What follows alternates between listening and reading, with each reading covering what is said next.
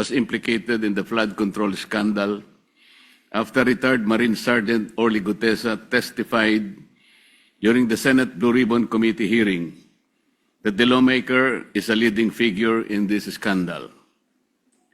Gutesa alleged that as a security aide to former Congressman Saldico, he was tasked to carry and deliver suitcases containing basura, a hideous term they used for files of cash, approximately amounting to 48 million pesos each. He recounted that on one occasion, they brought up 35 suitcases for delivery to a residence identified as that of Martin Romualdez at 40 McKinley Street, Taguig. For 7 months since she was implicated by Gutesa, the former speaker remained silent.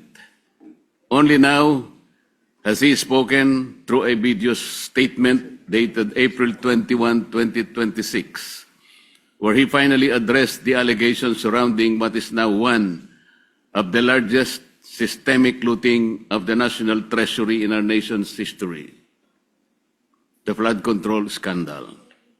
Ngunit imbes na maliwanagan ang taong bayan, ang kanyang mga pahayag ay lalong nagbunga ng mas maraming tanong kaysa sagot, Ginoong Pangulo.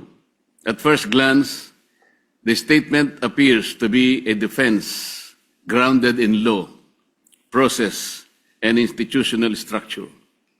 But upon closer examination, Mr. President, this is not a clarification but a calculated narrative.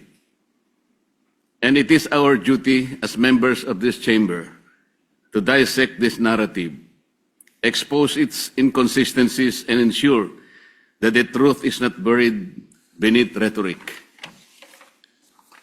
His justification for his prolonged silence, an alleged act of respect for the legal process.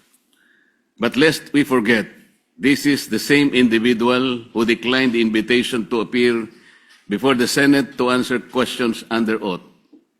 The same individual bestowed upon the inter-parliamentary courtesy by the chairman of the Blue Ribbon Committee. Let us be clear. Respect for the legal process is not measured by selective participation. It is demonstrated through full and transparent cooperation, especially when public funds and national interest are at stake. Silence and inaction become complicit.